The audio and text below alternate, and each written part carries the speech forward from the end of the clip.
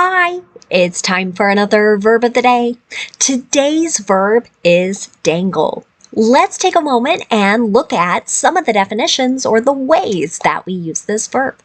The first way you might encounter the verb dangle is to mean to hang or swing loosely.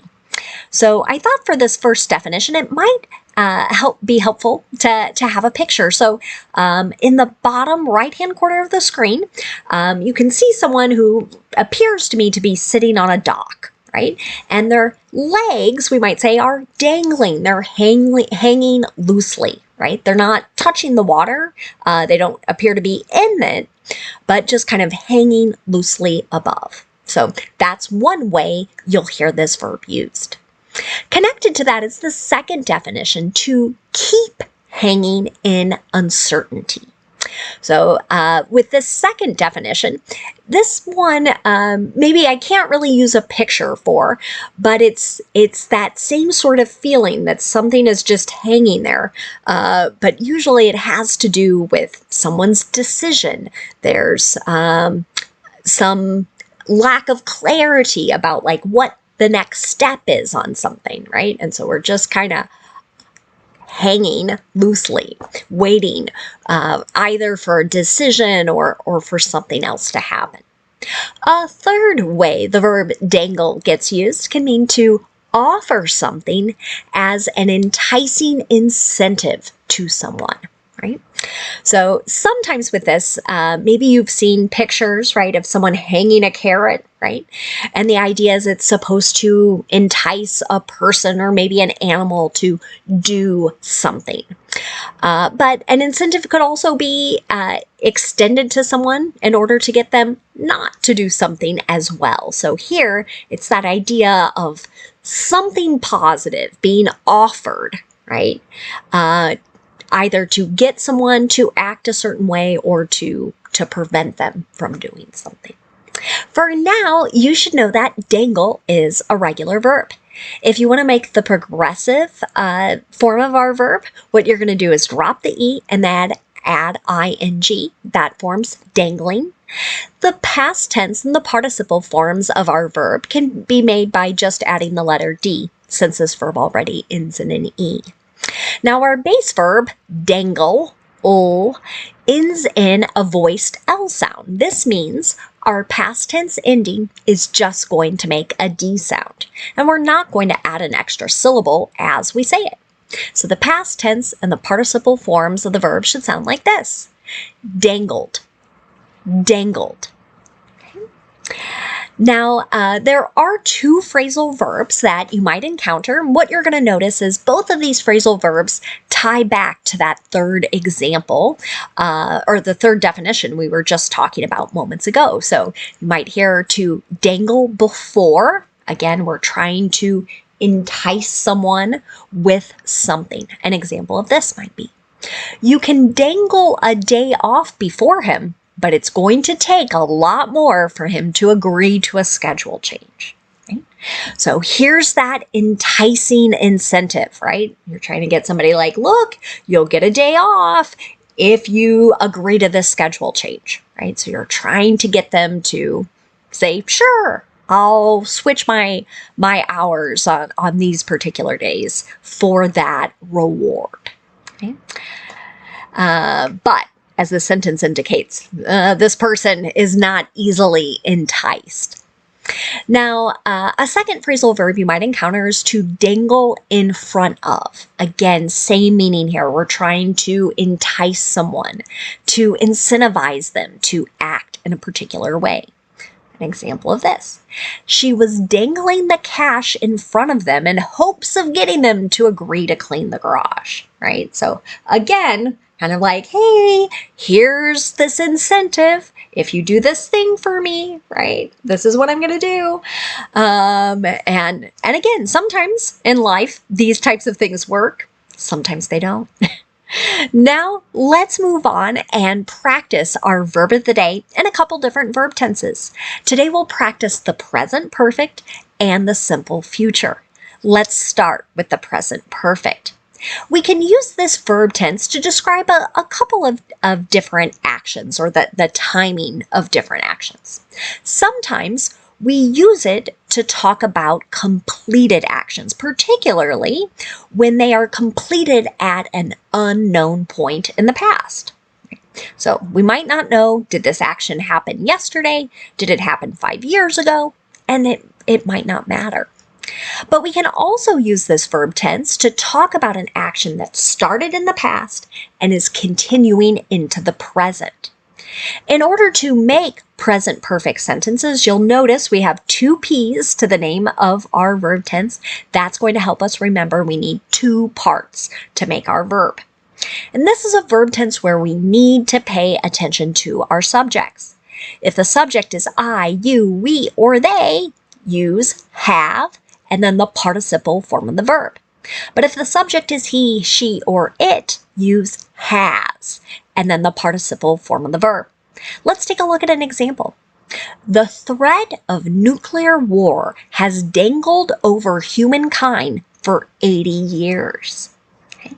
So here's an example, I would say, of that second definition, right, of hanging in uncertainty. Right? So this idea of a very powerful, deadly war, right, has at moments in time felt like, oh my goodness, maybe it's going to happen now or now, right? But this threat started in the past and unfortunately continues until our present time. Now let's look at making negative present perfect sentences. Again, we always pay attention to our subject. We'll use have or has, then not, then the participle. Now you may see have not combined into the contraction haven't, or has not combined into the contraction hasn't. It's actually in one of my examples here.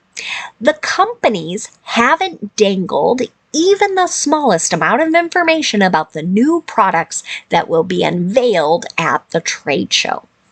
So I saw a sentence similar to this in a recent news article. People are trying to make guesses about new products that are going to be released or new features on particular products.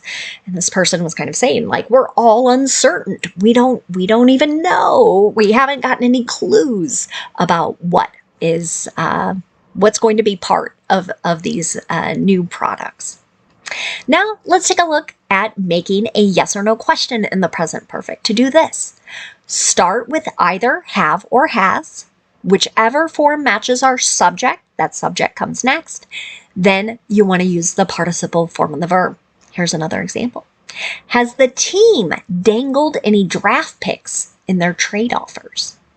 So in many American professional sports, there is this system of each team kind of picking a player one at a time. Particularly, these are new athletes, maybe graduating from college or sort of declaring themselves available to be professional athletes in a particular league. And so they go one. And sometimes as teams make trades, they will promise, we'll give you our first round pick, our third round pick in this future draft. Right? And they might do that to, again, get the other team to agree to the terms of a trade. Now, let's move on and talk about making some sentences in the simple future. Today, we're going to focus on sentences with be going to. This is most commonly used as people discuss their plans. It's less common to hear it with promises or offers, but you might still encounter some people doing that. The thing about making sentences with be going to is that we're going to have to pay attention to our subject. And that's because we're going to use the present form of be. So if our subject is I, we'll use am going to and the base verb.